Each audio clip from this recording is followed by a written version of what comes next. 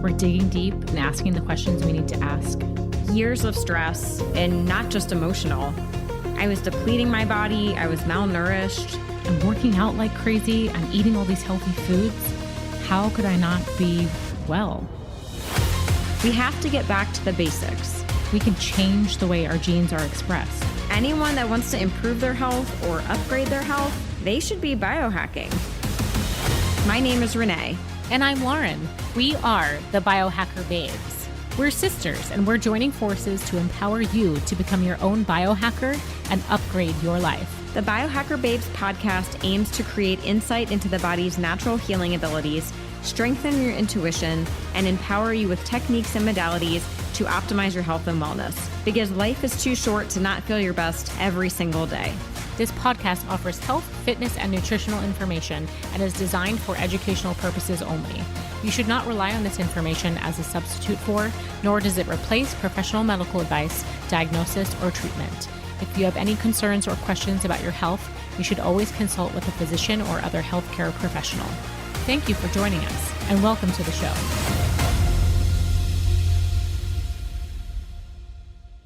Hey everyone, welcome to episode 11. Today we are talking about body image and intuitive eating. So what is this?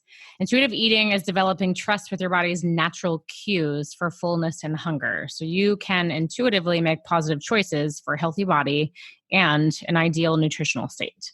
We are honoring the information that is coming from within so you can eat when you're hungry, stop when you're full, not eat because of stress, anger, sadness, any negative emotions, or an overload of stress, not beat yourself up because you ate something quote unquote bad. Instead, you are eating what is good for your body. And we know from previous episodes of this podcast that that is different for everyone. Yeah, I love this topic. It's very near and dear to my heart. So I'm excited to jump into this.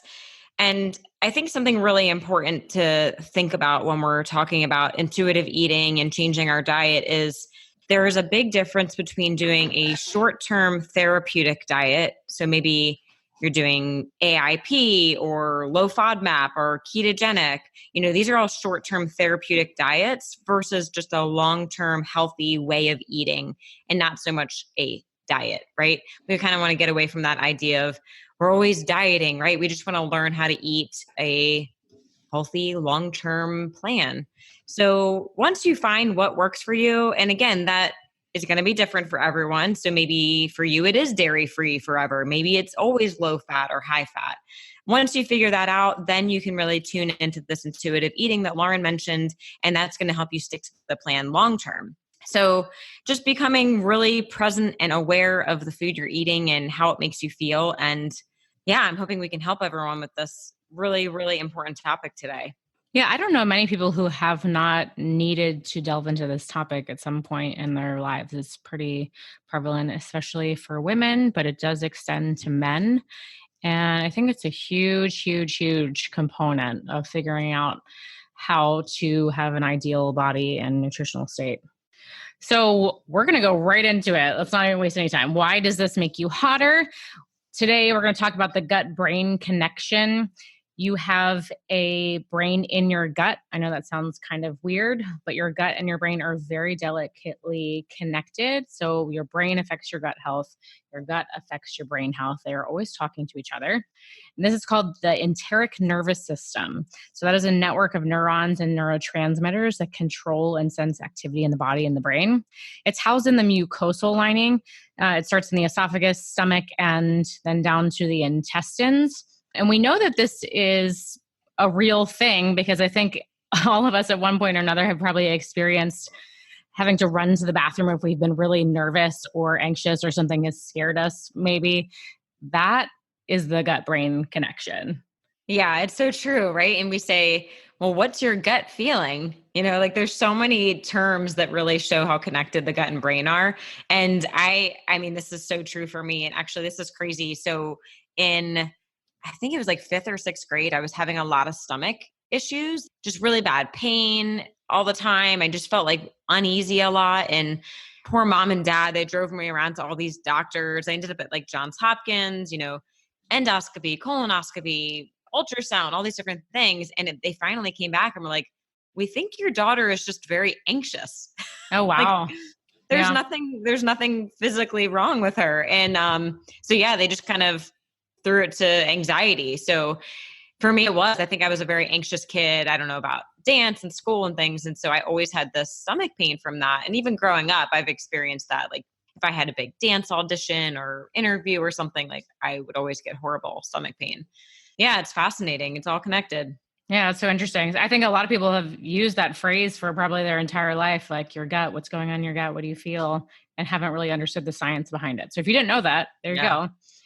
Yes, we're talking about all these, there's a lot of neurotransmitters, which if you don't know what neurotransmitters are, the basic ones are like serotonin, dopamine, like your feel good hormones. Those are neurotransmitters. And that's the stuff that's produced in the gut. So if your gut is not healthy, you're probably not going to be happy and your entire body is not going to be healthy. So, Right. Yeah. That's like a major cause of depression, right? Just having gut issues. yeah, Definitely don't overlook that. I mean, most of your serotonin, your happy hormones made in your gut. So can't be overlooked. so cool. Well, that sort of leads us to the gut microbiome. I think a lot of people, when we think of intuitive eating and trying to listen to our body or look to our body to give us cues on what to eat, how much to eat, and we all sort of feel really confused because of cravings and sort of like hormones that are dysfunctional. A lot of people think that it's a self control issue. And it's not really. So, we're talking about the gut microbiome because this can manipulate eating behavior. So, if you feel like, oh, I can't, if I could only stop myself from eating that, like every time I give in, there may be something a little bit deeper than that. And that's what's going on in your gut. So, there was this interesting article on PubMed. I'll link it in the show notes, but it talked about the microbiota and how they manipulate eating behavior to promote their own fitness. And I think they're using the term fitness to mean like being successful, right? Being strong, healthy, successful. So they're trying to be really healthy and successful inside of your gut, and they are competing with one another. And they do this by generating cravings for foods that either suppress their competitors or they will induce dysphoria until we eat the foods that enhance our fitness. So they're in there like trying to control us to eat certain foods, and it's kind of beyond our control. I'm kind of picturing like this CrossFit battle, Hunger Games in the gut. Like, Yeah. You're like, yeah. eat And the donut. No, yeah. I don't know, eat the carrot. I'm not really sure what they're battling over, but Well, and I always remember back to hearing Dave Asprey say this one time, you're at the checkout line at the grocery store and you have the pint of ice cream on the conveyor belt thing. And your mind is saying, no, don't buy the ice cream. But there's thousands of bacteria in your gut saying, yes, buy the ice cream, buy the ice cream. And he's yeah. like, they're going to win. They are stronger than our willpower. So Yeah, because there are, when you're looking at microbial genes compared to human genes, it's 100 to 1. That's nuts. 100 microbial genes in the intestinal microbiome compared to our genes. So yeah, you're going to get overpowered. So I think they run the world. They do. I'm really excited that microbes, microbiome, microbial diversity, this is all becoming more of a hot topic these days because it's controlling more than we think. But so these microbes are hijacking your vagus nerve, which is the nerve that runs from the gut brain. Like Renee said, you can imagine a little CrossFit Games competition. And also in this PubMed article, they talked about how chocolate desiring individuals have different microbial metabolites in their urine than chocolate indifferent individuals. So for you, those of you in the audience that love chocolate and you feel like you just can't stop eating it, you're just constantly craving it, it's because of your gut. How weird is that? That's crazy. Okay, but the good thing, just to wrap this up, your microbiota are very easily manipulated by dietary changes. So that is excellent news. We can change this by just making positive changes. Yeah. So let's jump into how we do this. Number one is self-awareness. So we keep saying that, like tuning in, using intuitive eating. So just really listening to your body, being a true biohacker, and look for different cues. Are you really hungry? Are you full? Are you just tired, or are you wired and stressed? Maybe you're not digesting your food. That's making you more hungry. And then something else you can look at is, are there always specific foods you're craving? Like Lauren said, with the chocolate, could be your gut. Something else we see is low magnesium. So we can always look at the minerals. Are you craving chocolate because of the magnesium deficiency? Are you craving salty foods like potato chips because of a sodium deficiency? Or is it a imbalance in sodium and potassium. There's a lot of minerals that when they're out of balance, they again will cue your body to crave certain foods. So for me, like if I feel like I'm craving salt, I'll just take like a little dab of sea salt and put it on my tongue and it's gone. So I get the good like trace minerals from the natural sea salt and it cuts that craving. So all things we want to be like journaling and be aware of. Number 2, eat real food. So the more you eat real food, the more your body's going to crave that real food. And I think everyone has experienced, you can't have just one, right? If you have one cookie, your body then craves more of that. I mean, sugar is the ultimate drug. The more we have, the more we crave it. So when you get back to real food, you do start to crave it. And I have really found with intuitive eating that there are some days where all I want is a green salad. I'm like, give me all the veggies. I'm with you on that. Yeah. But then maybe the next day I'm like, where's that nice piece of steak? I can feel in my body, I need like that protein and carnitine and CoQ10 and B12, like all those extra nutrients you get from meat, not vegetables. So being able to tune in and listen to what your body needs is unbelievable. Yeah. What do you get from French fries? Because, the day after a salad, I'm like burger and fries. Yeah. Salt, fat. Yeah, I think a combination of it. But I think that the craving part really has to do with sugar is a huge component of that. I mean, there's so many studies about sugar being more powerful than cocaine. So that is real. But it's also the hormones and the GMOs that are in our food. They're really just wrecking our metabolism. So the more you can cut out that crap, the more you can tune in. Yeah, like you said, the crap, including artificial sweeteners, artificial flavoring, MSG, all this crap, it's totally affecting our taste buds and our microbiome, and it's making us crave the wrong foods. Mm-hmm. So, and please, yes, everyone out organic there is real. Yes, but please do not ever consume anything with the artificial sweeteners, aspartame and sucralose. They are just horrific in so many ways. So anything that's just like diet, whatever, probably is in there. So just please stay away from that. It's not worth it. Yeah. Number 3, food diversity. So really just trying to mix up your diet, right? We don't want to be eating the same thing every day, eating the full color rainbow of vegetables, just different foods, because if you do eat the same thing every day, you're going to change your microbiome for the worse, right? The gut bacteria are going to get used to what you're always eating and they're going to change for that. So keeping a diverse diet, which is why, like I said before, you don't want to do these therapeutic diets like low FODMAPs, low oxalate, et cetera. You don't want to do that long term because we are seeing a negative impact on the microbiome. So always changing it up. In real quick, PubMed talked about how they were talking about diversity and highly diverse populations of the gut. So more microbes, your gut is then more likely to expend more energy. So that's a more efficient and faster running metabolism. Oh, that's good to know. Yeah. Nice. All right. Number 4. So experiment and track. So this is right the biohacking way. So always be willing to change, track what you're eating, track how you're feeling, be willing to just try different things. And maybe you do need to give up certain foods for a little bit or for a long term, but just always be open. Number 5, really check in, be in tune with your body. How does this food make you feel? Are you bloated? Are you tired? Do you have a headache after you eat this? All things to be aware of. I know when I ask clients to start doing a food diary and ask them to write their feelings, they're like, what do you mean? I don't know. I'm excited to eat.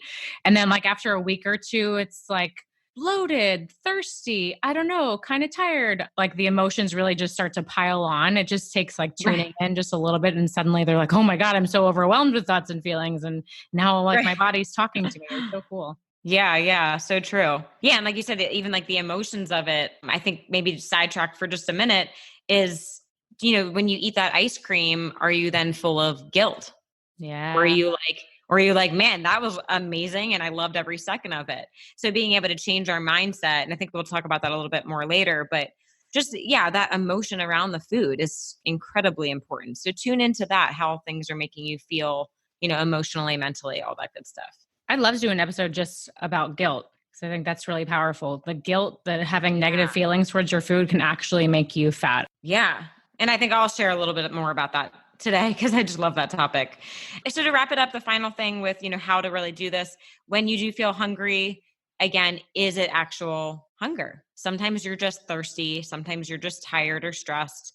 So bored. Yeah. So if you're reaching for food, maybe just take a second and say, what's really going on? Maybe I should just drink a glass of water and see how I feel. Maybe I'll go for a 5-minute walk and see, was it really just that I was stressed and reaching for something quick? So just take a few minutes to tune in and say, what's really going on here? Like for me, I definitely find when I'm tired, I'm reaching for more carbs. Like it's a clear connection. So Mhm. that's why I'm optimizing my sleep and prioritizing my sleep, because it just makes my whole day of eating so much easier. Cool. Yeah. And so just, try and follow this list. It definitely takes time to get used to this. I think personally it took me years to really learn how to tune in. But when you do, I think it's kind of fun. You'll start to learn a lot about your body, and it's pretty fascinating. So who is this for? Everyone, but more specifically, I think anyone that feels confused about what to eat if you try to follow a diet and that doesn't work, and then you turn to the next one. If you're just constantly frustrated with food and you feel overwhelmed when you look on the internet for nutrition plans, this is for you. It's also especially for anyone that turns to food to cope with emotional stress or negative emotions. And sometimes that does take some tuning in, like Renee just talked about. You have one more, Renee? I know you wanted to add to this. Yeah, I just wanted to add this. I think a whole nother category is people dealing with orthorexia, which, in case you're not familiar with that term, it's actually just someone that has an obsessive behavior in pursuit of a healthy diet. So you probably heard of like anorexia. That's where they're just restricting calories, being very obsessive with that. But this obsessive behavior is really happening a lot nowadays, where they get really ingrained in like, I have to be strict paleo or keto. Like I can't socialize with people anymore because it's too risky to go out. Oh, it's awful. Not a way to live at all. Yeah. And I've met a lot of people in the industry that usually because they had a health issue that took them down this path, but they're like, well, no, I can't go to that restaurant because of this food or because of that. It's like too much temptation. So I feel like they stop living. As dramatic as that maybe sounds, we just don't want to go too crazy with the healthy eating. You have to find the balance of what makes you feel good and makes you still be allowed to leave your house and socialize with people. Yeah, we want you to enjoy your life. You have one life to live. You should have fun and not be stressed. And I'm just imagining people with orthorexia, like those stress chemicals are going through the roof and the cortisol, and then they're just storing fat because of the stress. Right. Right. Yeah, that's such a good point. I mean, all the stress hormones are going to negate any benefit of that green juice that you traveled 100 miles to find. Oh my God. Yeah, absolutely. I'm just going to add one other category to that list of who it's for. I think there's a lot of people that maybe eat really well when they're on a good day or a good couple of weeks, a good couple of months, and then something happens, like a traumatic experience. I'll just leave that as a very vague term, but something happens and they get triggered and then they quote unquote fall off the wagon. People will say like, I was good until this happened. And we want to help you get through that trigger, that transition. So you can always stay on those healthy habits. Nothing's going to push you off the wagon because you're always listening and tuning into your body, no matter what. Yeah, that's a great point. I mean, if I had $1 for every time I heard that, I could retire. But yeah, you got to learn how to get through those stressful situations so it doesn't throw you off for 6 months and then you come back to trying to fix everything.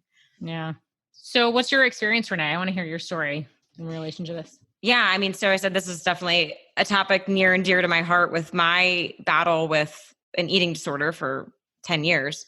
So how this journey really started, the newest journey, I'll say right after college, Dad actually mailed me a CD. Yes, a good old CD that you put in your car and listen to.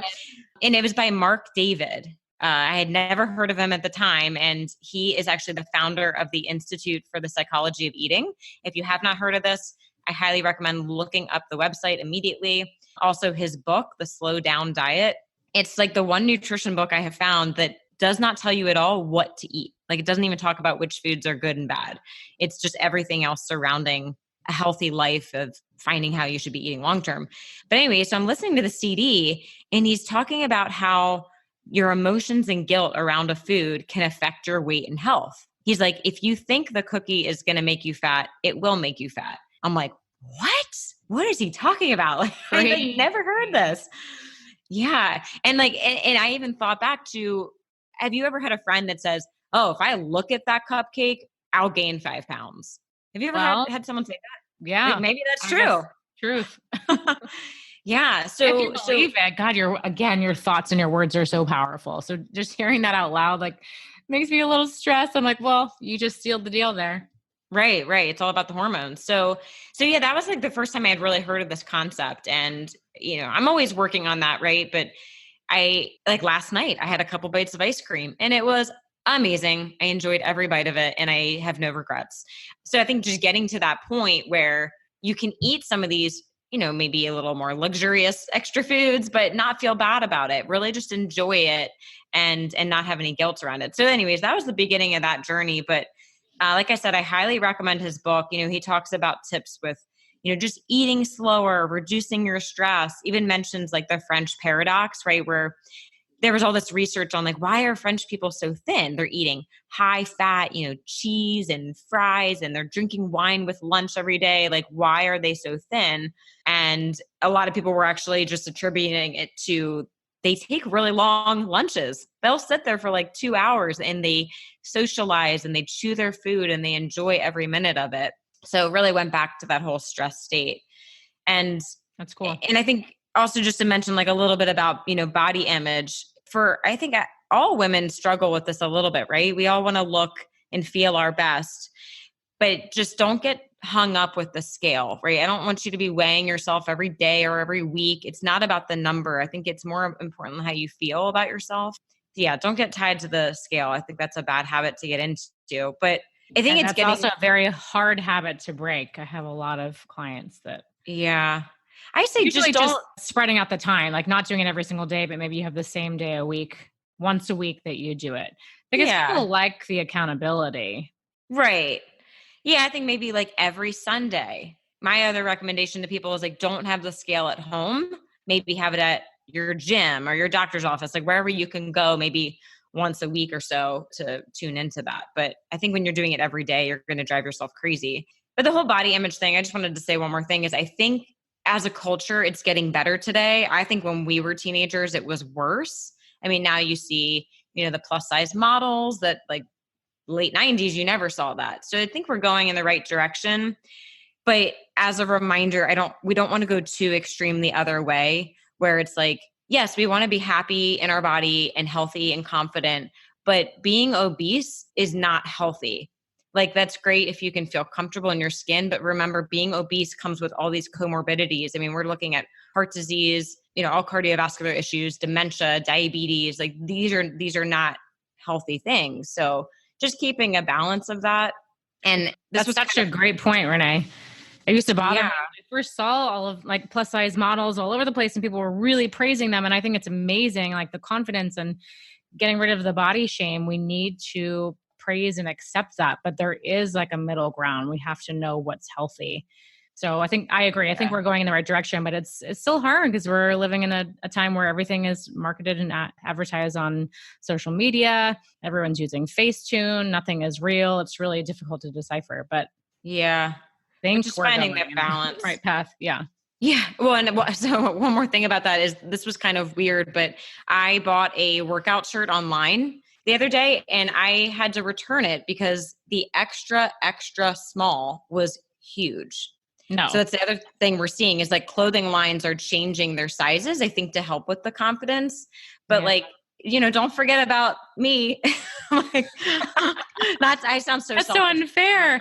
No, you're a tiny person, but like you deserve to to shop where everyone else shops. That's crazy. Yeah, I'm like, do I have to shop in the kids section? I mean, and I kind of joked when I returned it. I was like, do you all have an extra, extra, extra small? And she was like, Wow. no, we don't make that. I'm like, I'm kidding, but thank you. So, Yeah, anyways, that's not my healthy. rant. It's really not. Yeah, it's all about balance. Anyways, sorry, my rambling is done. Lauren, what about you? How did you kind Oh, of it's so explore good. this? Yeah, I mean, years of practice, like you as well. I was a disaster in college. I went to school for dance and I had to be in a leotard and tights every single day, right in front of the mirror in clear Mm. daylight, and it was just awful. And I think everyone in my class had some sort of eating disorder. Is pretty bad. And I'm not going to How go into could you that. not with Yeah. that? Yeah, so hard. Oh God, I really don't want to go down this rabbit hole, but I remember going to the cafeteria and I would get the same thing every day. Talk about like no microbial diversity. I would eat plain tuna and like carrots every day. And then Oh gosh. So terrible. I had one day Yeah, where I just like binge, but there was no intuition there. I wasn't listening to my body. I made a decision about this is what's going to keep me skinny, and I'm not going to listen to any internal or really external factors. It was just, I'm sticking to this plan no matter what. And I was so stressed. right. It was awful. Counting the calories, measuring it out. Yeah. So it was years of practice. I talked about starting a paleo diet on a previous episode. I feel like that was sort of a turning point for me that really helped kickstart this journey. And it probably was because I was eating real food and I cut out the crap. I cut out the sugar, processed foods, gluten. And that helped me get away from cravings and stress eating. And I didn't even really think about it. I was just so focused on eating really clean, nutrient rich food. And I naturally just sort of stopped eating the other stuff. So I think that's a good point to bring up also is like focusing on positive things, adding positives instead of just focusing on the negatives or what you're missing. So I sort of naturally got away from the stress eating. I started making choices based off of how I truly felt inside. So we started off this episode by saying eat more real food. And I truly believe, at least for me, that stuff sort of melted away. Another thing was meditation really was powerful for me. And it wasn't even a conscious thought. Simply adding a meditation practice into my day allowed me to be more in tune with my heart and my gut, right? Listen to your gut. And it had nothing to do with food at the time. That was not the purpose. But by listening to my inner wisdom and being really attuned to the signals and feelings from my body in the meditation, that sort of naturally transferred to my habits surrounding food. So it's amazing because all through college, it was like, just like fighting, like hitting a wall, like trying so hard, trying all these different diets, like just making myself miserable. And when I changed my focus, the paleo diet and meditation, I think changed everything for me. And I wasn't even really trying that hard anymore. So That's incredible. now I eat on an intermittent keto cycling schedule, which includes a carb day. And yeah, that is a schedule, but it's very loose. Like I don't have the same schedule every week.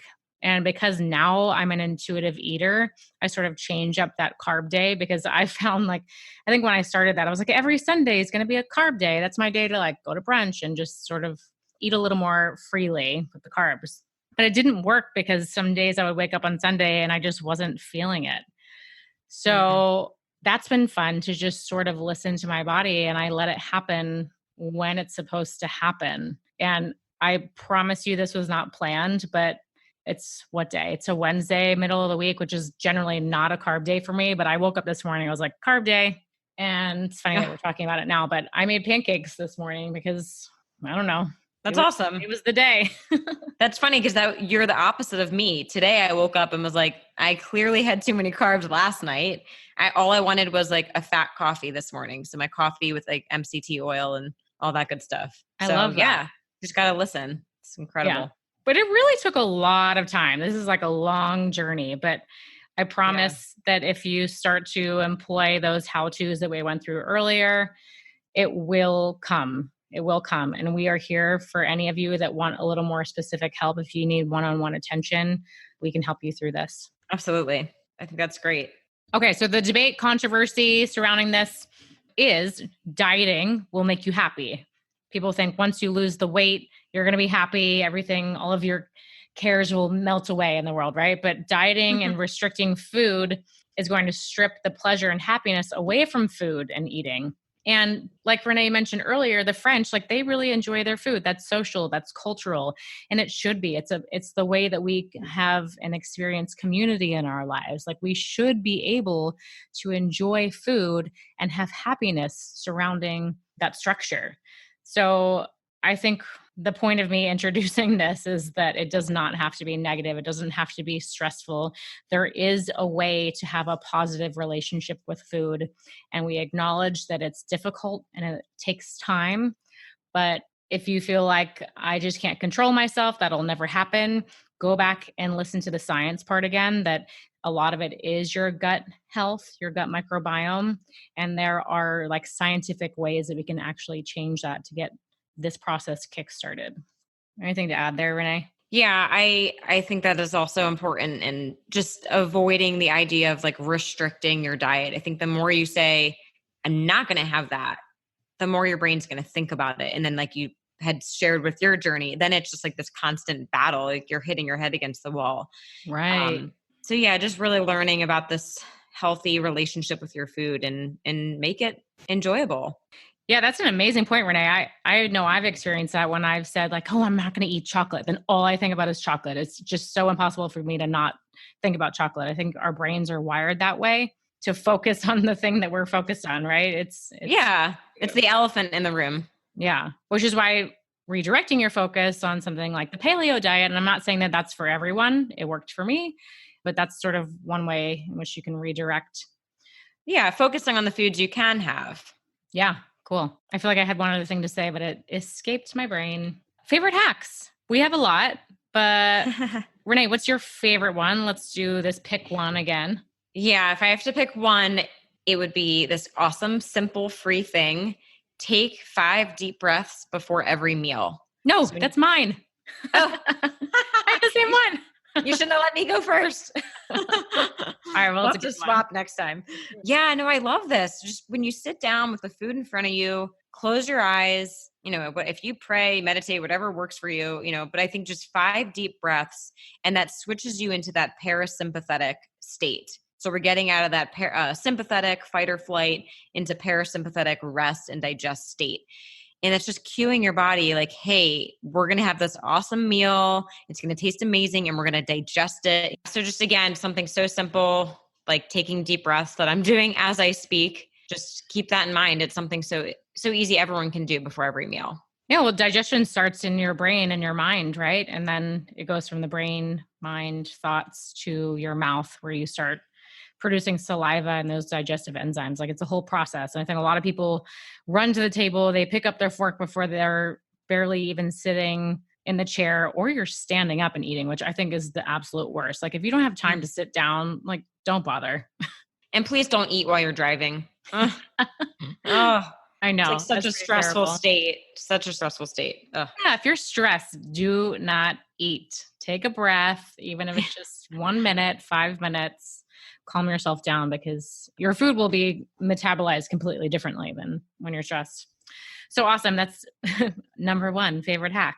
So let's go through the rest of these that we both love. Increase meal times if you can. I have a lot of clients that say they can wolf down their dinner in 5 minutes, which is crazy. I don't know how that's physically possible, but they're obviously not chewing, breathing. So if you can, if you're at 5 minutes now, slowly over 1 week, try to increase it to 10 and then see if you can increase it to 15. And then, I don't know, see if you can sit there like the French and eat for 2 hours if you have the time. Who has that time? But chew your food thoroughly. Like we said, digestive enzymes start in the mouth.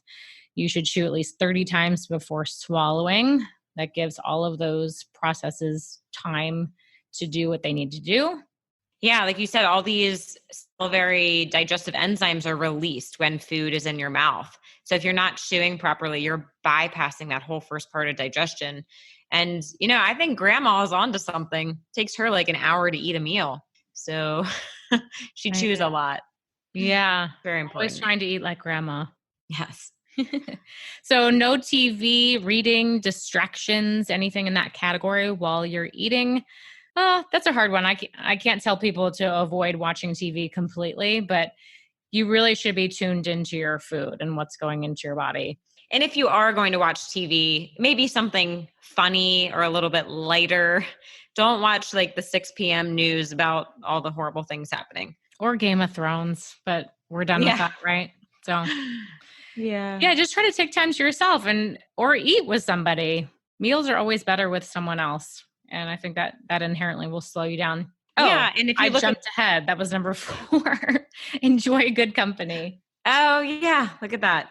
It comes natural. Yeah. And if you look at the blue zones around the world, which is where there's a lot of people living to, over 90 or 100 years old, they all eat their meals in a really great social environment. So yeah, another perk there. Cool. So just to wrap this up, I know we're all busy and stressed, and it can be really hard to listen to internal cues and messages from our body because we just don't have time.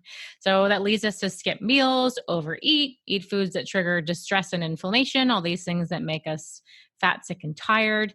And we're so out of tune with what our body really needs. So the first thing you can do is just slow down, hit the pause button, take more time to do everything surrounding food. Listen, observe what is happening in your body, and eventually your body will start talking to you. Your body's going to let you know what's right.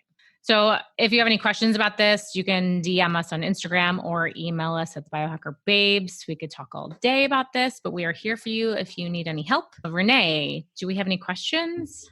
Yeah, I have a great one here. So she said, I've had issues with negative self-talk and body image for years, and it's resulted in many years of crash dieting, which ultimately doesn't work. How can I overcome this and learn to eat a healthy diet without becoming obsessive? I think we covered that, but let's wrap it up and let's make a cute little package so we can visit. Yeah, I think, back to what we said before, really working to find what diet works best for you, tuning into how you feel, slowing down when you eat, really enjoy your food, remove the guilt, look at your gut, right? We're looking at the gut microbiome, looking at micronutrient deficiencies, and just checking in, right? Are you really hungry? Are you tired? Are you stressed? All those factors we talked about.